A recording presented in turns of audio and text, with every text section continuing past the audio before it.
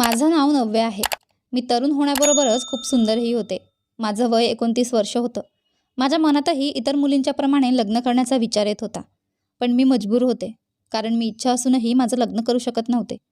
कारण जेव्हा मी 14 वर्षांची होते तेव्हा माझे वडील आम्हाला या जगातून सोडून गेले. त्यावेळी माझा एक 5 वर्षांचा भाऊ आणि 8 वर्षांची बहीण होती. माझी आई वडिलांच्या मृत्यूवर खूप रडत होती आणि रडत रडत म्हणत होती की तुम्ही या जगातून का गेलात?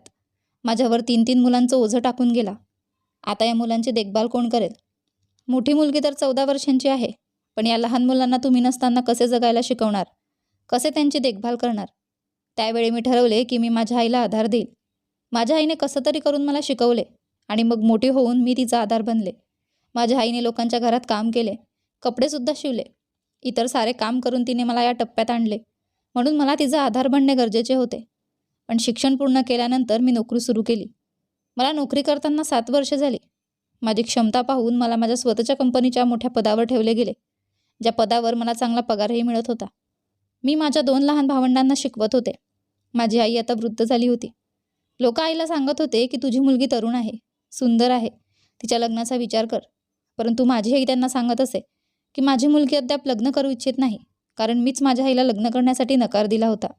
मला माझ्या 2 भाऊ बहिणींना आधी यशस्वी होत पाहायचं होतं. त्यानंतर मला लग्न करायचं होतं.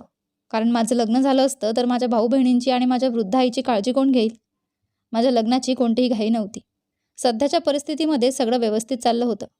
जॉब मिळाल्यावर मला कोणतीही अडचण आली नाही. मी कोणत्याही मुलावर प्रेम करत नव्हते, कारण मला प्रेमाच्या गोष्टीकडे लक्ष देण्यासाठी वेळच नव्हता. मी ऐकलं होतं की ज्यांना प्रेम असतं त्यांना त्यात वेळ आणि लक्ष द्यावं लागतं. हेच त्यांच्या प्रेमाचं ठोस प्रमाण बनतं. पण मला हे सगळं करण्यासाठी वेळ नव्हता, कारण मी स्वतःचं पालनपोषण करणं खूप कष्टानं करत होते. संपूर्ण दिवस ऑफिसमध्येच जात होता. पण 7 वर्षात इतका बदल झाला की आता मी माझ्या मर्जीप्रमाणे ऑफिसला जाऊ येऊ लागले होते. मी खूप काबिल होते आणि माझ्या मेहनतीच्या फलस्वरूप कंपनीतल्या सर्व लोकांचा विश्वास मिळवला होता. जीवनातील जितक्या समस्याही होत्या त्या अनेक वर्षांपूर्वीच संपलेल्या होत्या आणि या अडचणीच्या परिस्थितीतून बाहेर पडून मी चांगले जीवन जगायला सुरुवात केली आणि माझ्या भावंडांना देखील एक चांगले जीवन देत होते.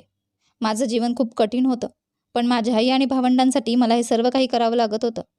माझ्या काही मैत्रिणी होत्या ज्या मला संडेला भेटायला येत होत्या. माझ्या सर्व मैत्रिणींचे बॉयफ्रेंड होते आणि त्या सर्व त्यांच्यावर प्रेम करत होत्या आणि त्यांच्यासोबत लग्न करू इच्छित होत्या. जेव्हा मी त्यांना त्यांच्या बॉयफ्रेंडसोबत बोलताना पाहत असे तेव्हा मला खूप आनंद होत असे. माझ्या मनात येत असे की काश मला पण असा प्रेम करणारा कोणीतरी मिळाला असता. त्या मला त्यांच्या बॉयफ्रेंड्सच्या प्रेमळ गोष्टी सांगायच्या आणि ते ऐकून मी नेहमीच इच्छा करत असे की काश माझ्या जीवनातही असं काही घडो, म्हणजे माझं जीवनही माझ्या मैत्रिणींसारखं सुंदर होईल. पण हे फक्त तेव्हाच होऊ शकतं जेव्हा माझ्या जीवनातील सर्व अडचणी दूर होतील. मग मी विचार करत असे की मला धीर ठेवावा लागेल आणि स्वतःवर नियंत्रण ठेवावे लागेल. एक ना एक दिवस देव माझी प्रार्थना नक्कीच ऐकतील. मला देखील एक चांगला जीवनसाथी मिळेल. पण नंतर मी स्वतःला प्रश्न विचारत असे, हे सर्व कधी होईल? माझं वय अजून 29 वर्ष आहे. आणखी 3-4 वर्ष गेली तर माझ्या लग्नाचं वयही पार होईल. माहिती नाही सर्व काही कधी ठीक होईल. मी कायम देवाकडे प्रार्थना करत असे की सर्व काही लवकरात लवकर ठीक होईल आणि मी माझ्या जीवनसाथीसोबत एक सुखी जीवन जगू शकेल. पण त्याआधी माझ्या घरच्यांचं जीवन सुधारावं आणि सोपं होणं गरजेचं होतं. माझ्या आईला नेहमीच माझ्या लग्नाची चिंता असायची. ती म्हणायची की तू तुझ्या भावंडांच्या भविष्यामागे लागल्यामुळे तुझ्या जीवनाच्या आनंदाला तू मनातच दबवून बसली आहेस. माझी आई मला समजावून सांगत असे की देव तुला याचं चांगलं फळ देईल.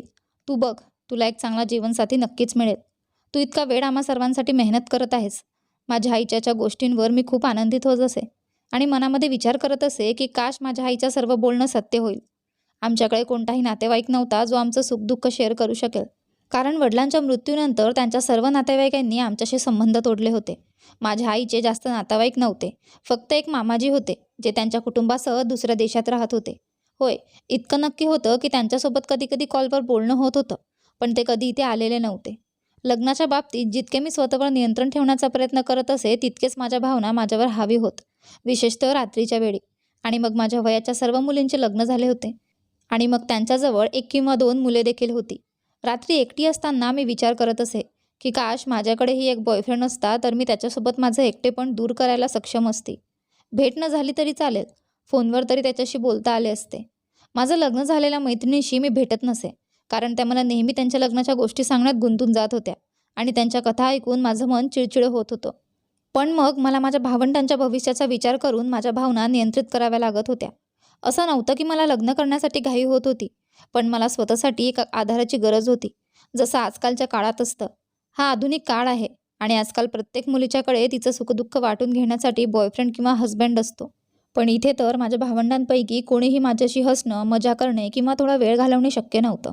ते तर मुख्यतः त्यांच्या अभ्यासातच व्यस्त असायचे आणि माझ्याशी बोलण्यासाठी त्यांच्याकडे वेळच नसायचा. माझ्या बहिणीचे ग्रॅज्युएशन पूर्ण होणार होते आणि त्यानंतर तिला नोकरी करावी लागणार होती. तर माझा भाऊ अजून ग्रॅज्युएशन करत होता. सध्याच्या स्थितीत जीवन असंच चालत होतं आणि पाहता पाहता माझं वय 30 वर्षांचं झालं. माझ्या आईने मला सांगितलं की मी तुझ्या हट्टीपणाला आता अधिक मानणार नाही. तू संपूर्ण जीवन आमच्यासाठी खूप काही केलं आहेस. नोकरी करताना तुझं लग्नाचं वय गेलं आहे. जेव्हा तुझ्या छोट्या बहिणीला नोकरी लागेल तेव्हा मी तुझं लग्न करून देईल. म्हणजे तुला तुझं घर थाटता येईल. मी आईला सांगितलं की फक्त बहिणीच्या नोकरी लागण्याने काही होणार नाही. आधी भाऊची नोकरी लागावी. मग मी लग्न करू शकते. आई म्हणाली, नाही बाळा, असा खूप वेळ जाईल. मी आईला कसं तरी सांगून शांत केले. माझी स्वतःची स्कूटी होती आणि त्या स्कूटीवरून मी ऑफिसला जात असे. एक दिवस मी पाहिलं की एक भिकारी काही दिवसांपासून आमच्या गल्लीत भीक मागत होता. आमची गल्ली खूप मोठी होती, पण मी मागील 1 आठवड्यापासून रोजच त्याला इथे पाहत होती. एक दिवस मी माझी स्कूटी थांबवली आणि त्याला बारकाईने पाहू लागले. कारण काहीच नाही, पण माझे पाय त्याला पाहून थांबले. भिकाऱ्याचे फाटलेले जुने कपडे होते आणि त्याचा अवतार अस्वस्थ होता. मला त्याच्यावर दया येऊ लागली. मी त्याला आवाज देऊन जवळ बोलावलं आणि माझ्या पर्समधून 100 रुपयांची नोट काढून त्याला दिली. मी त्याला सांगितलं, माझ्याकडे खुल्ले पैसे नाहीत, पण आता हेच ठेवा. त्याचं ऐकून त्याने हसून पैसे घेतले आणि आपल्या थैलीत ठेवले. आता मी त्याला येताना जाताना पैसे देत असे. एकदा तर मी त्याला फुटपाथवर देखील पाहिलं, जिथे तो देखील भीक मागत होता. त्यावेळीही मी स्कूटीवर होती आणि मार्गावरून जात असताना त्याला पैसे दिले. आता हे दर दुसऱ्या तिसऱ्या दिवशी होऊ लागले होते की जसं मी घरी पोहोचते त्याआधीच तो आमच्या गल्लीत उभा राहून माझी येण्याची वाट पाहत असे. आणि जसं तो पाहत असे की मी माझ्या दरवाजाजवळ आले आहे तर लगेच माझ्याजवळ येऊन पैसे मागत असे. मी त्याला पैसे देत असे. पण एक विचित्र गोष्ट होती. तो पैसे घेतल्यानंतर मला किती वेळ पाहत राहत असे. मी त्याच्या नजरांना नाकारत घरात जात असे आणि नंतर दुसऱ्या दिवशीही तो तसेच करत असे. मी त्याच्या नजरांनी खूप त्रस्त झाले होते. मला समजत नव्हते की तो मला इतक्या दयाळू नजरांनी का पाहत आहे. मी विचार केला की कदाचित तो भुका असेल. त्याला कधीकधी अन्न देणे आवश्यक आहे. म्हणून रात्रीच्या वेळी जेव्हा मी जेवण केलं तेव्हा खिडकीतून खाली पाहिलं की तो माझ्या घराच्या आसपासच फिरत होता. मी त्याला आवाज देऊन दरवाजाजवळ येण्यासाठी सांगितलं आणि जेवण पॅक करून त्याला देण्यासाठी गेले. जेव्हा मी त्याला अन्न दिलं तेव्हा पुन्हा एकदा मी आश्चर्यचकित झाले, कारण तो विचित्र नजरांनी माझ्या चेहऱ्याकडे पाहत होता. त्याचे डोळे माझ्या चेहऱ्यावरून हटत नव्हते आणि तो जेवण घेण्यासाठी माझ्या हाताकडे उचललेला हात असाच ठेवला होता. त्याने आपला हात मागेही घेतला नाही. मी त्याला विचारलं, काय झाले आहे? असं का पाहत आहात? जेवण घ्या आणि इथून जा. अचानक त्याच्या लक्षात आले आणि त्याने जेवण घेतल्यावर मागे वळून जायला सुरुवात केली. मी दरवाजा बंद करत असतानाच तो पुढे येऊन पुन्हा एकदा मला पाहू लागला. मला वाटलं की हा भिकारी पागल झाला आहे. असा विचार करत मी दरवाजा बंद करून आपल्या खोलीत गेले. मी पाहिलं की तो भिकारी आता आमच्या गल्लीत बऱ्याच वेळा मला कुठे ना कुठे दिसत होता. म्हणून मी एक दिवस त्याच्याशी बोललं आणि त्याला सांगितलं की तुम्ही रोज रात्री आमच्या घरून जेवण घ्या. असं वाटतं की तुम्ही फार गरीब आहात. त्याने म्हटलं, होय, इथे माझं कोणीही आपलं नाही. जर तुम्ही मला जेवण द्याल तर तुम्ही खूप मोठं कृपादान कराल. मी म्हणाले, ठीक आहे, तुम्ही रात्रीच्या वेळेत जेवण घेण्यासाठी येऊ शकता. नंतर तो रात्रीच्या योग्य वेळेवर जेवण घेण्यासाठी आला. मी माझ्या आईला सांगितलं, एक भिकारी आहे आणि मी त्याला सांगितलं आहे की तो रात्रीच्या वेळेस आमच्या घरून जेवण घेईल. तू वेळेवर जेवण पॅक करून दे. आई म्हणाली, चल, हे चांगलं आहे. कुणा भुकेल्याला जेवण देणे हे एक चांगली गोष्ट आहे. तू हे काम खूप चांगलं केलं आहे. त्या वेळेला दरवाजा वाजला आणि मी खिडकीतून पाहिलं तर तोच भिकारी होता. आईने पटकन मला जेवण पॅक करून दिलं. मी त्या भिकाऱ्याला जेवण देण्यासाठी गेली. आज जेव्हा मी त्याला अन्नाचा डबा दिला तर त्याने माझा हात पकडला आणि म्हणाला, मला तुमच्याशी काही बोलायचं आहे. त्याच्या हाताची पकड पाहून मी खूप घाबरले. मी इकडे तिकडे पाहिलं की तो माझ्याशी कोणत्या प्रकारे वागत आहे. त्याने माझ्या चेहऱ्यावर भीती पाहिली आणि म्हणाला, तुम्हाला घाबरण्याची गरज नाही मॅडम, मला तुमच्याशी काही महत्त्वाची गोष्ट बोलायची आहे. मी म्हणाले, तुम्हाला काही पाहिजे का? तुम्हाला पैशांची गरज आहे का? किंवा आणखी काही अन्न पाहिजे का? तर तो म्हणाला, नाही नाही, मला तुमच्याकडून कोणतीही आर्थिक मदत नको आहे. फक्त मी तुम्हाला माझ्या मनाची अवस्था सांगू इच्छितो. मी म्हणाले, तुम्हाला काय बोलायचे आहे ते स्पष्ट करा. तुम्हाला काय सांगायचं आहे? तर तो म्हणाला, तुम्ही मला आवडू लागले आहे. किती वेळापासून मी तुम्हाला पाहत आहे. तुम्ही माझ्या मनाला आवडले आहात. एकदा तुमच्या चेहऱ्यावर नजर टाकली की मन करतं की तुमच्या चेहऱ्यावरून नजर हटवूच नाही. त्याचे शब्द ऐकून मला राग आला. मी म्हणाले, तुम्ही कोणत्या प्रकारच्या फालतू गोष्टी करत आहात? तुम्हाला लाज नाही का? तुम्ही गरीब दिसता, पण तुम्ही अशा गोष्टी करत आहात. गरीब भिकाऱ्याने अशी गोष्ट बोलायला लाज वाटली पाहिजे. तो म्हणाला, शरम तर मला आहे मॅडम, जो काही चुकीचं करतं. मी काही चुकीचं करत नाही. फक्त मला तुमच्यावर प्रेम होऊन गेलं आहे आणि मी तुमच्यावर प्रेम व्यक्त करत आहे. मी म्हणाले, तुझे फालतू बोलणं थांबव आणि इथून जा. जर तुला अन्न पाहिजे तर उद्या ये. नाहीतर अशा प्रकारच्या फालतू गोष्टी केल्यास मी संपूर्ण गल्लीत धडाड करून सांगीन की तुम्ही मला चुकीच्या गोष्टी सांगत आहात. तो म्हणाला, मला कोणत्याही गोष्टीची भीती वाटत नाही. फक्त मला तुम्ही आवडू लागला आहात. तुम्ही माझ्याशी लग्न कराल का? त्याचे शब्द ऐकून मी थक्क झाले. मी त्याला इतके बोलले होते तरीही त्याला इतका आत्मविश्वास होता की तो मला लगेच लग्नासाठी प्रस्ताव देत होता. मी त्याला झटक्यात अन्न दिलं आणि दरवाजा पटकन बंद करून घरात गेले. त्याच्या बोलण्याने मला खूप विचित्र वाटले आणि संपूर्ण रात्री त्याच्या शब्दांचा विचार करत होते. मी खूप चिंतेत होते. पुढील दिवशी ऑफिसमध्ये गेल्यावर माझ्या मैत्रिणीने माझ्या समस्येचं कारण विचारलं. तर मी तिला भिकाऱ्याच्या गोष्टी सांगितल्या. तर माझी मैत्रीण म्हणाली, मी तुला सांगते की त्या भिकाऱ्याने तुला प्रस्ताव का दिला आहे. तू एक शिक्षित आणि सुंदर मुलगी आहे. तो भिकारी विचार करत असेल की मी अशा मुलीला माझ्या प्रेमाच्या जाळ्यात अडकवतो आणि मग जो काही कमावलं जाईल ते माझेच राहील. अशा प्रकारे त्याला भीक मागण्याची गरज पडणार नाही. तो तुला मूर्ख समजतोय. मी म्हणाले, हो, तू बरोबर बोलत आहेस. त्या भिकाऱ्याने मला मूर्ख बनवण्याचा प्रयत्न केला आहे. त्याला असं वाटतं की मी त्याच्यासोबत लग्नासाठी तयार होईन. तू पहा, तो किती खराब असलेला दिसतो. कोणतीही मुलगी त्याच्याकडे लक्ष देणार नाही. माझी मैत्रीण म्हणाली, जर त्याने पुढे येऊन तुला असंच काही बोलायला सुरुवात केली तर त्याला धमकी दे की तू पोलिसांमध्ये तक्रार नोंदवशील. मग तो स्वतःच घाबरून जाईल. मी म्हणाले, हो, तू अगदी बरोबर बोलत आहेस. मी असंच करू शकते. माझ्या मैत्रिणीच्या बोलण्याने मला समजून आलं की तो भिकारी मला का प्रपोज करतोय. तो नक्कीच गल्लीतल्या इतर मुलींना असंच फसवत असेल. पण मी त्याच्या गोडबोल्यामध्ये येणार नाही. पुढील दिवशी जेव्हा तो भिकारी आला आणि मी त्याला जेवण दिलं तर त्याने पुन्हा तेच बोलला. यावेळी मी त्याला जोरात सांगितलं की तू भिकारी आहे म्हणूनच मी तुला सोडत आहे. जर तू इतर कोणी असता तर मी लगेच गल्लीत गोंधळ घालून तुला पिटवून घेतलं असतं. शांतपणे इथून जा, नाहीतर मी काही चुकतं करीन. पण हे पाहून मला आश्चर्य वाटलं की तो माझ्या बोलण्यावर हसत होता. त्याने सांगितलं की माझ्या मनात फक्त तुझ्यावर प्रेम आहे. मला डायरेक्ट सांगितलं की तू माझ्यावर प्रेम करते की नाही. मी त्याला म्हटलं, तू किती निर्लज्ज आहेस. मला तुझ्याबद्दल माहिती आहे. तुला काय करायचं आहे हे मला समजलं आहे. त्याच्या चेहऱ्याचे भाव लगेच बदलले आणि त्याने विचारलं, तुला माझ्याबद्दल नेमकं काय माहिती आहे. मी उत्तर दिलं, मला तुझी पूर्ण माहिती आहे. तू कोण आहे आणि तुझ्या मनात काय चाललं आहे हे मला समजलं आहे. हे ऐकून त्याने पुन्हा मला आश्चर्यचकितपणे पाहिलं आणि म्हणाला, तुला माझ्याबद्दल काय म्हणायचं आहे आणि काय माहिती आहे ते मला सांग. मी म्हणाले, तू मला मूर्ख बनवण्याचा प्रयत्न करत आहे. तुला असं वाटतं की मी तुझ्या प्रेमाच्या जाळ्यात अडकू. तू माझे सर्व पैसे खर्च करशील आणि तू आरामात आयुष्य घालवशील. यावर त्याने गडबडून एक गाढ श्वास घेतला आणि म्हणाला, अच्छा, तर असं आहे का. तर ठीक आहे. तुम्ही तुमचं जेवण आणि भीक स्वतःकडेच ठेवा. जर तुम्ही असं विचार करता तर मला तुमच्याकडून काहीच घ्यायचं नाही. हे बोलून तो दरवाजाकडे वळला आणि मी एक विचित्र विचार करत तिथेच उभी राहिले. आज त्याने जेवणही घेतलं नाही. मला वाटलं तो किती गर्विष्ठ माणूस आहे. माझ्या बोलण्यावर त्याने जेवणही नाकारलं. सध्या मी हातात जेवणाचा डबा घेऊन घरात परत आले. तर माझी छोटी बहीण म्हणाली, दीदी तू कोणाशी बोलत होतीस. तर मी तिला सांगितलं की एक भिकारी आला होता. त्याला जेवण द्यायचं होतं. तर ती म्हणाली, भिकारीने जेवण का घेतलं नाही. तू तर जेवण परत घेऊन आली आहेस. मी माझ्या बहिणीला म्हटलं, माझ्या माहितीप्रमाणे त्याने जेवण का घेतलं नाही हे मला माहीत नाही. मी तो डब्बा किचनमध्ये ठेवून माझ्या खोलीत परतले आणि विचार करू लागले की त्या भिकाऱ्याला माझ्याबद्दल काय हवं आहे. सध्या मी या विचारांना माझ्या मनातून काढण्याचा प्रयत्न करत होते.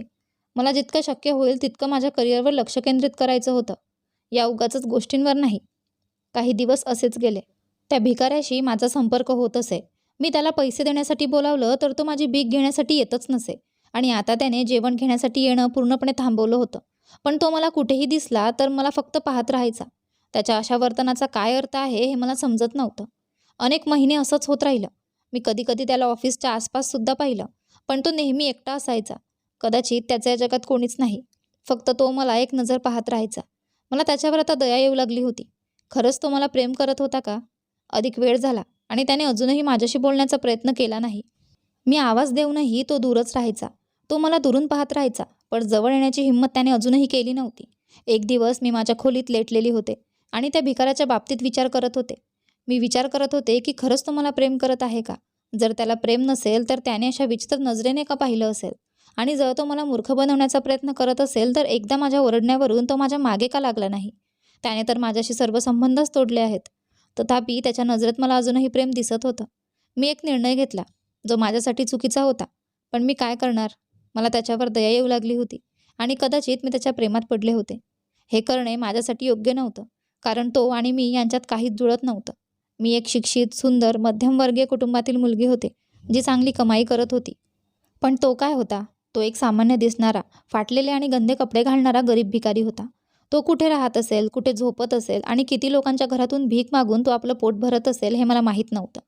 कधी-कधी माझं मन मला सांगायचं, की त्याच्याकडे लक्ष देणं थांबवायला हवं. पण मग मी पाहिलं, की तोच एकटा असा आहे, जो अजूनही मला धाडसाने पाहत राहतो आणि त्याच्या नजरेने मला वेड लावलं आहे. मी विचार करू लागले, की जर तो खरंच माझा फायदा उचलत नसेल, तर मी त्याच्याशी लग्न करू शकते आणि त्याला छोटा-मोठा व्यवसाय सुरू करून देईल आणि मी माझी नोकरीही सोडणार नाही. असंच माझं जीवन जाईल. मला पैशांची काहीही गरज नाही. मला फक्त प्रेम आणि लक्ष देण्याची गरज आहे. सगळं जीवन प्रेम दे, माझी काळजी घे, हेच माझ्यासाठी खूप आहे. मी माझ्या मनात ठरवले, की पुढच्या दिवशी मी त्या भिकाऱ्याशी बोलण्याचा निर्णय घेतला. पण अजब गोष्ट म्हणजे मागील 2 दिवस तो मला कुठेही दिसला नाही. म्हणजेच तो कुठे गेला होता हे मला कळालं नाही. पण एक दिवस तो मला शॉपिंग मॉलच्या बाहेर दिसला, जेव्हा मी माझ्या मैत्रिणींसोबत शॉपिंगला गेले होते.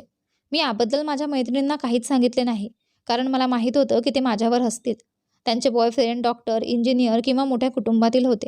पण त्यांना हे समजले की मी एका भिकाऱ्याच्या मागे जात आहे, तर ते माझी मोठी मजाक उडवतील.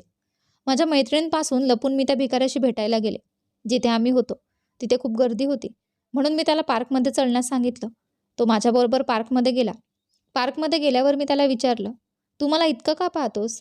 तर तो म्हणाला, "तुमच्या विचारानुसार मी तुमच्या घरातले अन्न घेणं थांबवलं आहे, कारण तुम्हाला असं वाटतं की मी तुमचा फायदा उचलू शकतो. आता माझ्या नजरा तुमच्या चेहऱ्यावर अडकतात, त्यामुळे माझी काही चूक नाही. मी माझ्या नजरेवर नियंत्रण ठेवू शकत नाही, पण मी स्वतःवर नियंत्रण ठेवू शकतो. जेव्हा तुम्ही माझ्या समोर येता तेव्हा माझ्या नजरा तुमच्या चेहऱ्याची पूजा करत राहतात. शेवटी मी तुमच्यावर प्रेम करतो. मी काय करू?"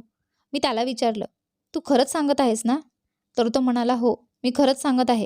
तुम्ही इतकी सुंदर आहात, अशी सुंदर मुलगी मी आजवर कुठेही पाहिली नाही आणि मी तुमच्या गल्लीतून तुमची प्रशंसा ऐकली आहे. माझ्या मनात तुमच्यासाठी प्रेमाची आणि आदराची भावना वाढली आहे." तुमच्या गल्लीतील एका स्त्रीने सांगितलं, की या बिचाऱ्या मुलीने आपल्या भावंडांच्या भविष्याकरता लग्न केलेलं नाही. बिचारी नोकरी करून स्वतःचं आणि कुटुंबाचं पालन करत आहे. तेव्हा मला समजलं, की तुमच्यासारख्या मुली कमीच आहेत. तुम्ही खूप चांगले आहात, जे आपल्या कुटुंबासाठी अनेक त्याग करत आहे. म्हणूनच मी तुमच्यावर प्रेम करू लागलो. मी तुम्हाला वचन देतो, की मी भिकारी आहे. मी तुमचा काय फायदा उचलू शकतो? तुम्ही मला रिकाम्या हातांनीही भेटू शकता. मला तुमच्या नोकरीची काहीही गरज नाही. जरी मी भीक मागून तुमच्या सर्व इच्छा पूर्ण करू शकेन, पण तरीही कधीच तुम्हाला नोकरी करू देणार नाही. त्या भिकाऱ्याच्या बोलण्यावरून अचानक माझं हृदय भावूक होऊ लागलं. त्याला माझी इतकी काळजी होती. आता मला समजलं, की या आयुष्यात कधीच माझ्या आईशिवाय कुणीही माझी इतकी काळजी घेतली नाही. तो एक असा व्यक्ती होता, ज्याच्या प्रशंसेने माझ्या हृदयाला गारद केलं आणि आता मी स्वतःवर नियंत्रण ठेवू शकत नव्हते. मी त्याला सांगितलं, की मी त्याच्यावर प्रेम करायला लागले आहे. या प्रकारे आमच्यात प्रेमाची सुरुवात झाली. मी त्याला विचारलं, "तू भिकारी आहेस.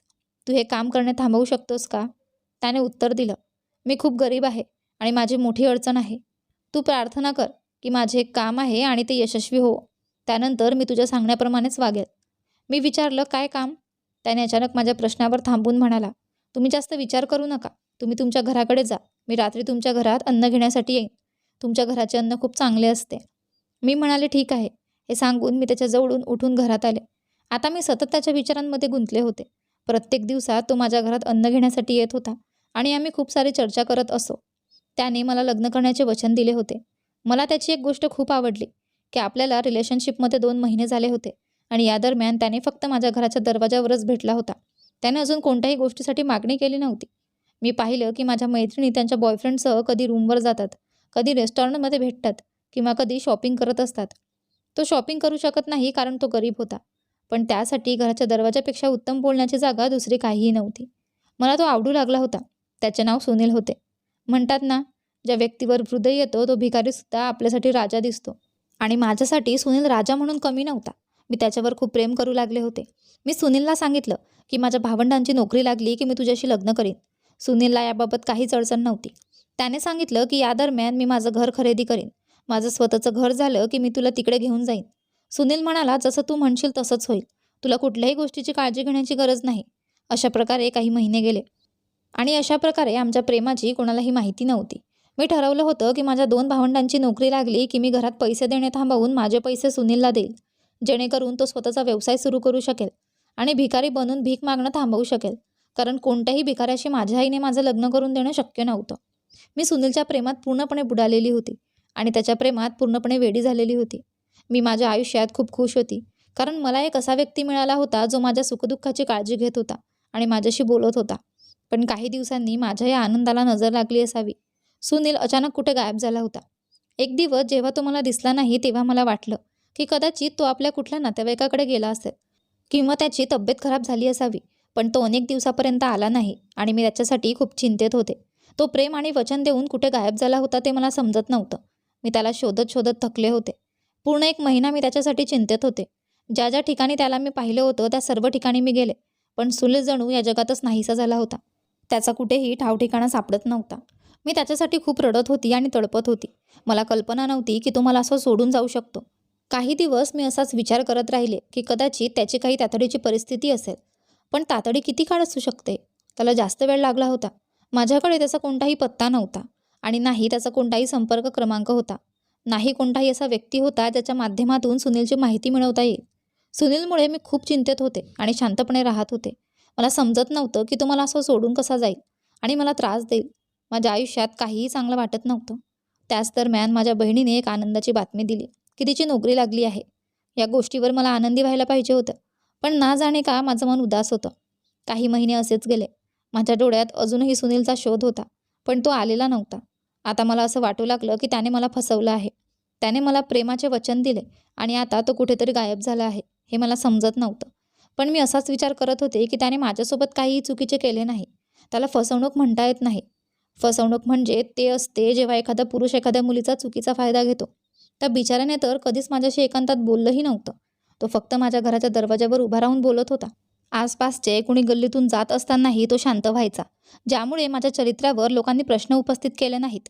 मग तो कुठे गेला होता हा प्रश्न मी स्वतःलाही विचारू शकत नव्हते, कारण सुनीलबद्दल मी कोणालाही काहीच सांगितले नव्हते. वाट बघत बघत मला पूर्ण 4 महिने झाले होते आणि आता माझ्या डोळ्यांनी त्याचा शोध घेणं थांबवलं होतं. पण मला अजूनही त्याची खूप आठवण येत होती. मला माझ्या मनातून त्याची आठवण काढता येत नव्हती. मी फक्त एकट्याने रडत राहिले आणि दिवसेंदिवस कमजोर होत चालले होते. सर्व लोक मला माझ्या कमजोर होण्याचं कारण विचारत होते. आता मी त्यांना काय सांगू की मला कोणता रोग लागला होता. नंतर एक नवीन ताण माझ्या आईने मला दिला. तिने सांगितलं की तुझ्या बहिणीची नोकरी मिळाली आहे आणि जसं मी तुला आधी सांगितलं होतं, तुझ्या बहिणीची नोकरी लागल्यानंतर तुझे लग्न करेल. म्हणून मी 2-3 लोकांना तुझ्या नात्याबद्दल सांगितलं आहे. आईच्या बोलण्याने मी चकित झाले आणि तिला नकार दिला की मला सध्या लग्न करायचं नाही. मी तुला सांगितलं होतं की भाऊला नोकरी लागल्यानंतरच मी स्वतः लग्न करेल. आई म्हणाली की असं होणार नाही. तू उशीर करशील आणि तुझे लग्न योग्य वेळेवर होणार नाही. मी आईला सांगितलं की काहीच फरक पडत नाही. मी आयुष्यभर एकटीच राहीन. आई म्हणाली, तू असं काय बोलते? तू आयुष्यभर आमच्या नावावर कसं राहणार? मी एका दिवशी या जगाला सोडून जाईल. तुझे भाऊ बहीण त्यांच्या कामात व्यस्त होतील आणि त्यांचेही लग्न होईल. आणि मग तुझं काय? तू असंच राहशील का? ज्याला सर्वांची काळजी आहे त्याचं आयुष्य असंच राहील? नाही, मी असं होऊ देणार नाही. माझ्या आईने तिच्या जोरदार निर्णयाने माझं लग्न ठरवलं, पण माझं मन अजिबात लग्न करण्यासाठी तयार नव्हतं. आता मी आईला काय सांगू की मी अजूनही सुनीलची वाट पाहत आहे. एक दिवस आई खूप आनंदित होती आणि म्हणाली, संडेच्या दिवशी तू चांगल्या प्रकारे तयार हो. तुझ्या मित्रमैत्रिणींसोबत कुठेही जाऊ नको. तुला मुलाचे कुटुंबीय भेटायला येणार आहेत. आईच्या बोलण्यावरून मी त्यांना अजूनही नकार दिला की मला अजून लग्न करायचं नाही. आई म्हणाली की तू पूर्णपणे शांत राहा. जसं मी सांगते तसं कर. तू जास्त बोलायचा प्रयत्न केला तर चांगलं होणार नाही. आणि मग मला आईच्या बोलण्यापुढे हार मानावी लागली आणि संडेचा दिवस आला. माझ्या आईने मला तयार होण्यास सांगितले, पण मी तयार झाले नाही. जसंच मी होती तसंच गेटअप करून मुलाच्या कुटुंबियांच्या समोर आले. मी बसले होते. मुलाच्या आईने मला विविध प्रश्न विचारले.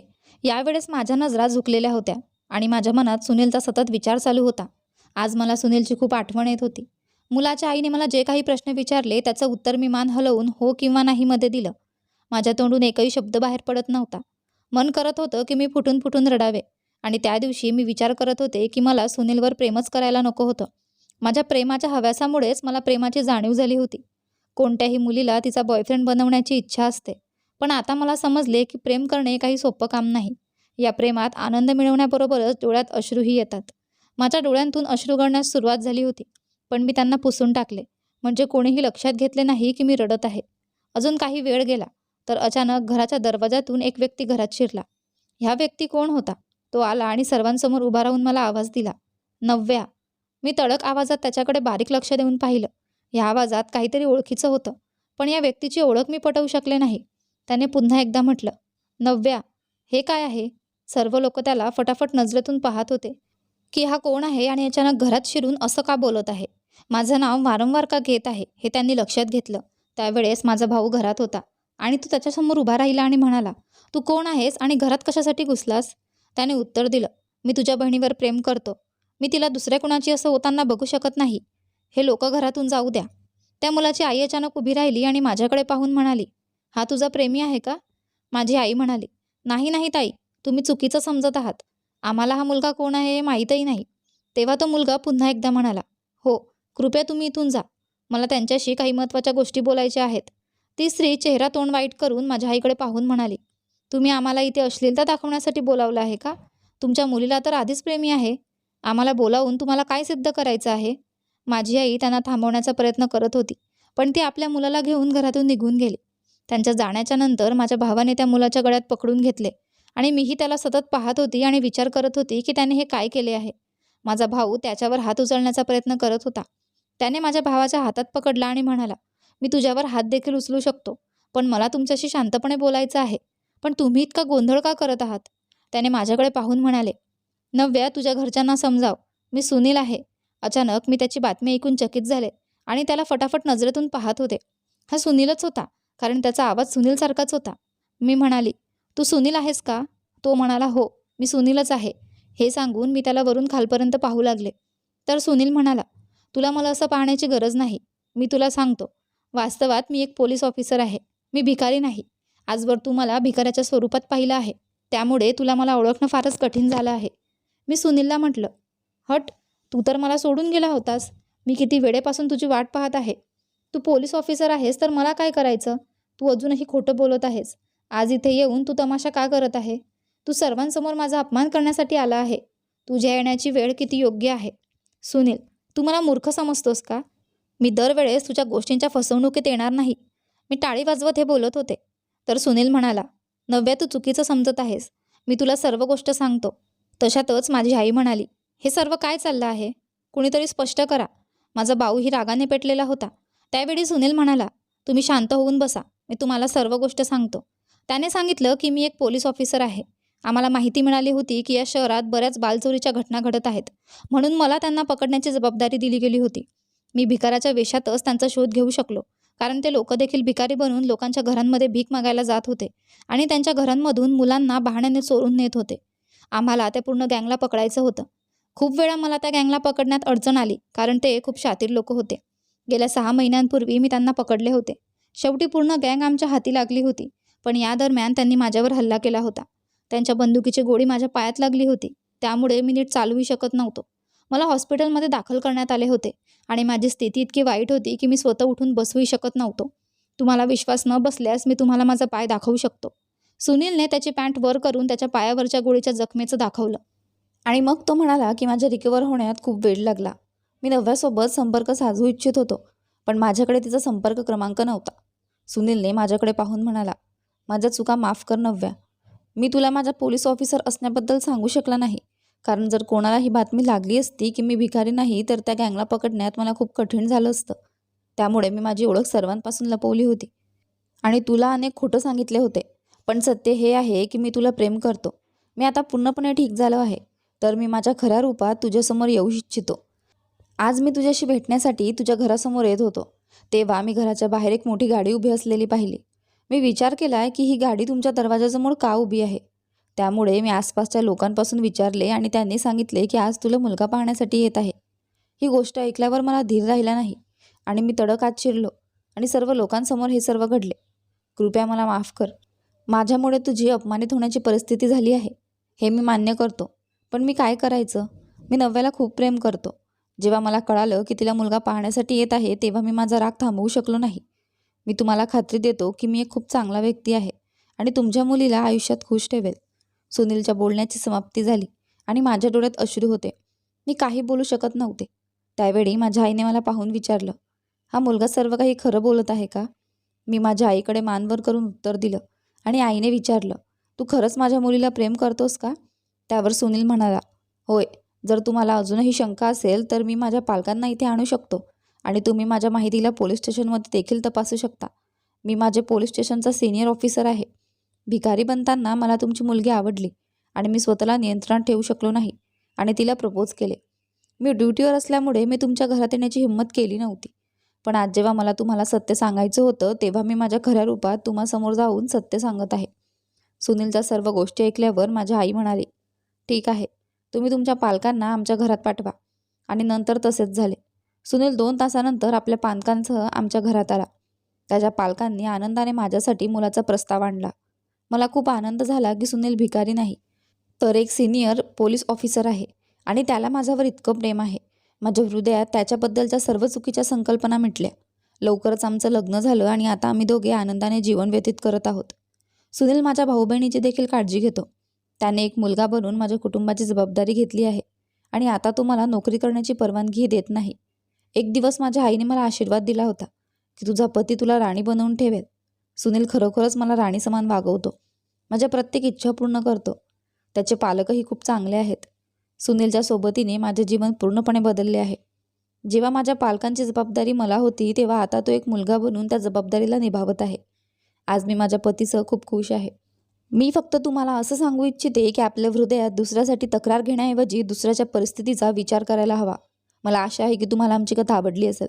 कथा आवडली असेल तर व्हिडिओला लाईक करा. तुम्ही चॅनलवर नवीन असाल तर चॅनलला सबस्क्राईब करा. आणि हो, नोटिफिकेशन बेल दाबा जेणेकरून पुढील व्हिडिओची अपडेट तुम्हाला आधी मिळेल. धन्यवाद.